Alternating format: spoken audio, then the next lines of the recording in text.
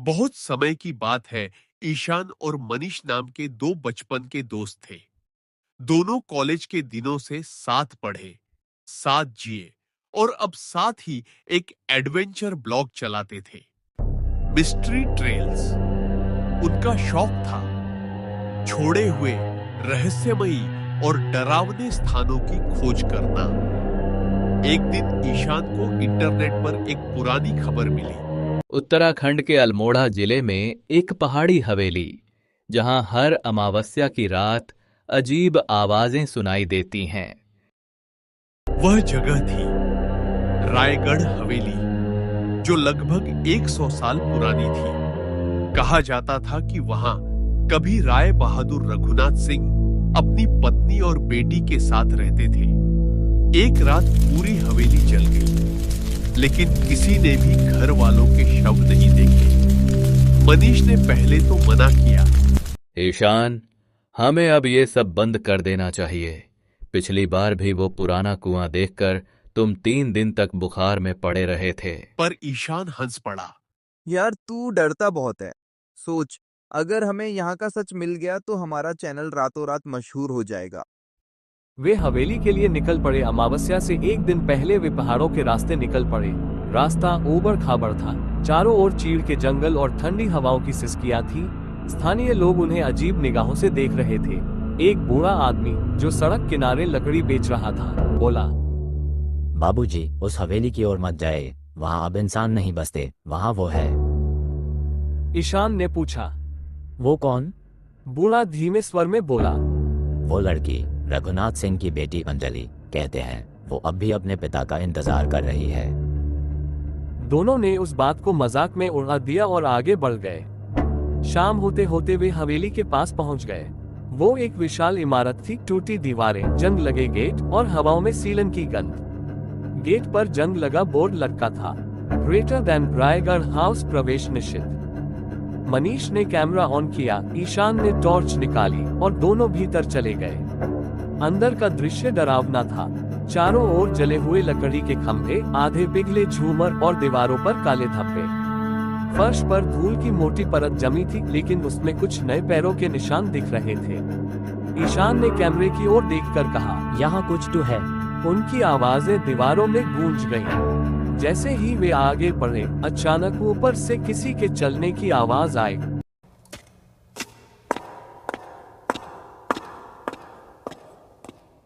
दोनों ने टॉर्च की रोशनी ऊपर की, पर वहां कुछ नहीं था। फिर ईशान ने देखा, सीढ़ियों के कोने पर एक सफेद दुपट्टा पड़ा था, जैसे किसी लड़की का हो। मनीष ने बोला, शायद ये उस अंजलि का होगा। ईशान हंसने लगा। मनीष ने उस दुपट्टा को उठाने की कोशिश की, पर जैसे ही उसने दुपट्टे को छुआ, कमरे में झट से ठंडी हवा चल पड़ी और दरवाजा अपने आप बंद हो गया। दोनों डर गए। किसी तरह दरवाजा खोला और दोनों दूसरे कमरे में पहुंचे।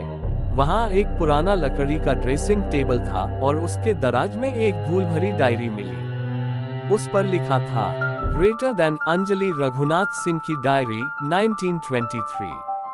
ईशान ने धीरे धीरे पढ़ना शुरू किया। पापा ने कहा है कि हवेली अब सुरक्षित नहीं है। लोग कहते हैं कि रात को कोई स्त्री रोती है, माँ बीमार है और पापा अक्सर बाहर रहते हैं। मुझे डर लगता है। आज रात आग लगी, माँ चिल्लाई, पापा कहीं दिखे नहीं। धुआं, सिर्फ धुआं, कोई मुझे बाहर खींच रहा है। आखिरी पन्ना आधा जला हुआ था, उस पर सिर्फ 2 शब्द बचे थे, मैं अभी यहाँ हूँ। मनीष ने कांपते हाथों से डायरी बंद कर दी।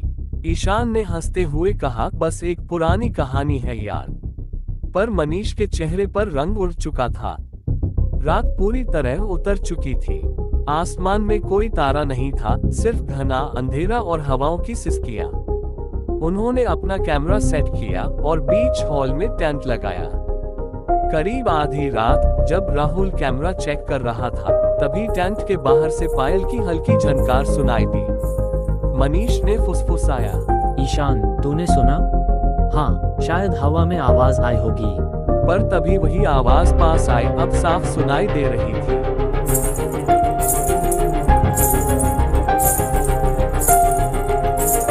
टॉर्च की रोशनी जब उन्होंने दरवाजे की ओर करी, तो वहाँ कुछ नहीं था, पर दीवार पर किसी की छाया झिलमिला रही थी, एक औरत की। मनीष ने कांपते हुए पूछा, कौन है वहाँ? पर कोई जवाब नहीं आया। फिर एक ठंडी हवा का झोंका आया और टॉर्च अपने आप बुझ गई। अंधेरे में ईशान को लगा किसी ने उसका कंधा छुआ है, ठंडक बर्फ जैसा हाथ। वो चीखा, मनीष। पर मनीष कहीं नहीं था। सुबह होने लगी थी। ईशान ने टॉर्च से चारों ओर देखा, मनीष गायब था। सिर्फ उसका कैमरा फर्श पर पड़ा था। ईशान ने कैमरा चलाया, उसमें पिछली रात की फुटेज थी। वीडियो में मनीष बोल रहा था, अगर कोई ये वीडियो देखे तो समझ लेना वो यही है। उसने कहा कि उसे पापा का इंतजार है और अब वो मुझे जाने नहीं देगी। फिर स्क्रीन झिलमिलाने लगी और आखिरी फ्रेम में एक लड़की का चेहरा दिखा, जले हुए बाल, काली आंखें और आधा पिघला चेहरा। ईशान के रोंगटे खड़े हो गए।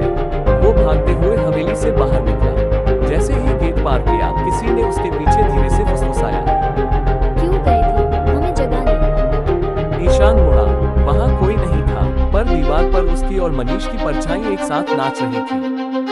कई दिनों तक ईशान बेहोश रहा, पर जब होश आया तो उसने पुलिस को सब बताया।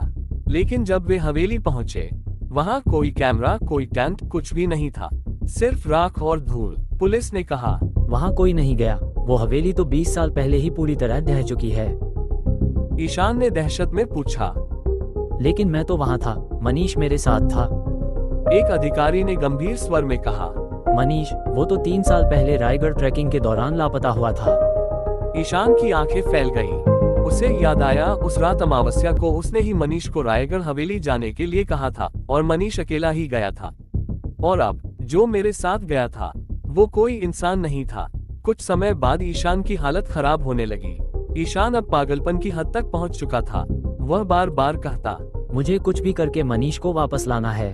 1 साल बाद फिर वही अमावस्या आई। ईशान फिर रायगढ़ की तरफ निकला।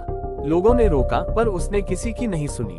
सुबह जब लोग देखने गए तो हवेली के पास सिर्फ एक पुराना कैमरा पड़ा था। कैमरे में आखिरी रिकॉर्डिंग थी। ईशान की कांपती आवाज, मैं उसे देख रहा हूँ। मनीष और इशिका वो मुझे बुला रहे हैं। अब मैं भी उनके साथ रहूंगा हमेशा के लिए।